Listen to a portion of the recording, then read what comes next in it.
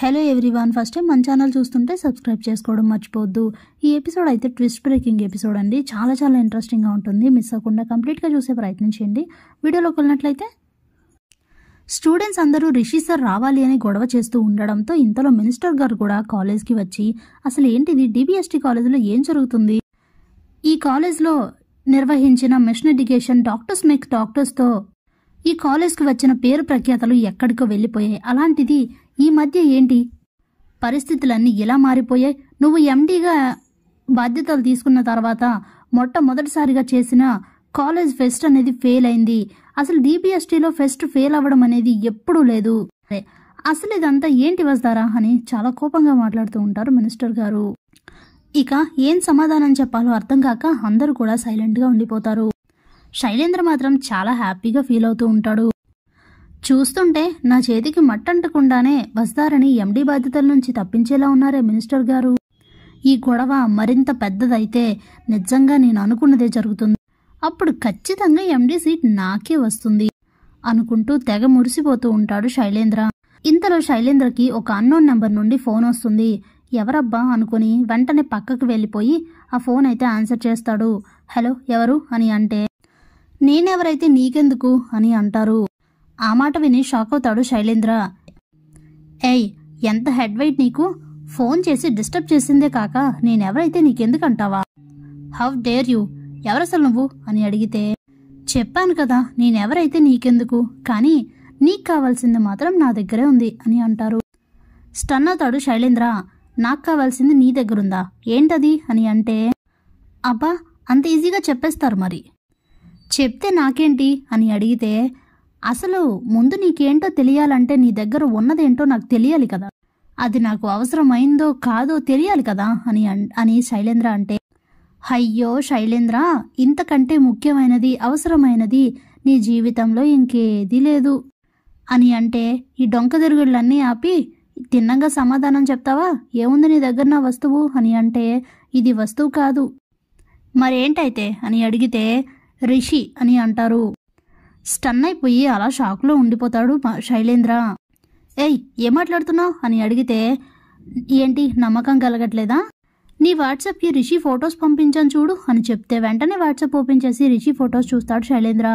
నిజమే, తిను రిషియే అనుకుని, అసలు నీ దగ్గర రిషి ఉండడం ఏంటి, ఏం జరిగింది, నువ్వెవరు అసలు అని అంటే, అరే చెప్పాను కదా బాస్, నేనెవరైతే నీకెందుకు, నీకు కావలసిన రిషి నా దగ్గర ఉన్నాడు, నేను కోరింది నువ్వు నాకు ఇస్తే నేను రిషి నీకు క్షేమంగా అప్పగిస్తాను, లేదంటే ఆ వసుధారకు కాల్ చేసి రిషి గురించి చెప్పేస్తాను, ఏమంటావు అని అడిగితే, నీకు కావాల్సిందా ఏంటది, ఏం కావాలో చెప్పు, నీకేం కావాల్సినా నేను ఇస్తాను, రిషిని నాకే అప్పగించు, వసుధారకి రిషిని దగ్గరున్న సంగతి అసలు చెప్పొద్దు అని అంటే, అంతగా అడుగుతున్నావు కాబట్టి అలాగే చేస్తానులే గాని ఇంతకీ నాకు కావాల్సింది ఏంటని అడగవా అని అంటే, చెప్పు నీకేం కావాల్సినా ఇస్తా అన్నానుగా, ఏంటది అని అడిగితే, ₹1,00,00,000 అని చెప్తారు.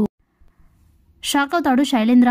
చాలా ఎక్కువ అడుగుతున్నావు అని అంటే, ₹1,00,00,000 ముఖ్యమా, నీ ప్రాణాలు ముఖ్యమా, నువ్వే తెలుసుకో అని అంటే, ఇక ఆప్షన్ లేని శైలేంద్ర, సరేలే నీకు 1,00,00,000 ఇస్తాను, రిషి నాకే అప్పగించు అని అంటే, అలా అన్నావు బాగుంది, అది సరే ఇంతకీ రిషి నీకు ప్రాణాలతో కావాలా డెడ్ బాడీగా కావాలా అని అడిగితే ఆలోచిస్తూ ఉంటాడు శైలేంద్ర.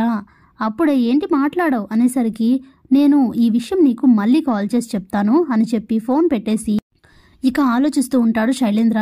ఇప్పుడు గనక పర్ఫెక్ట్గా ఫిట్టింగ్ పెడితే వసుధార చచ్చినట్టు నాకు ఎండీ సీట్ ఇస్తుంది, రిషిని నేనే తీసుకువచ్చి మా డాడ్ ముందు నే తప్పు చేయలేదని ప్రూవ్ చేసుకున్న తర్వాత అందరం ఇక్కడే ఉంటాం కాబట్టి టైం చూసి రిషిని లేపేయచ్చు అనుకుని వెంటనే వసుధారకి పక్కకి రాని మెసేజ్ చేయగానే, వీడేంటి ఇప్పుడు మెసేజ్ చేశాడు అనుకుంటూ ఇక శైలేంద్ర దగ్గరకు వస్తుంది వసుధార.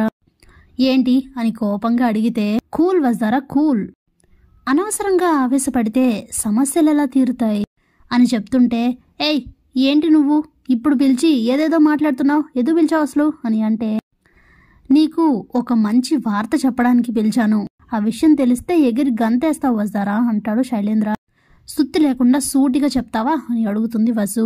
వెంటనే తన దగ్గర ఉన్న రిషి ఫొటోస్ చూపిస్తాడు శైలేంద్ర. స్టన్ అయిపోయి, రిషి సార్ నీ దగ్గర ఉన్నారా అని అంటే, ఆగు వసుధారా, కంగారు పడకు, నేను చెప్పేది పూర్తిగా విను, నిజం చెప్పాలంటే ఇప్పటిదాకా రిషి ఎక్కడున్నాడో నాకు కూడా తెలీదు. ఇది నువ్వు నమ్మినా నమ్మకపోయినా నేను చెప్పేది మాత్రం నిజం. బట్ ఇప్పుడే ఒక అజ్ఞాత వ్యక్తి ఫోన్ చేసి రిషి ఇలా నా దగ్గరే ఉన్నాడు, నాకు 1 కోటి రూపాయలు ఇచ్చి రిషిని తీసుకువెళ్ళమని చెప్పాడు అనేసరికి స్టన్ అయిపోతుంది వస్తారా.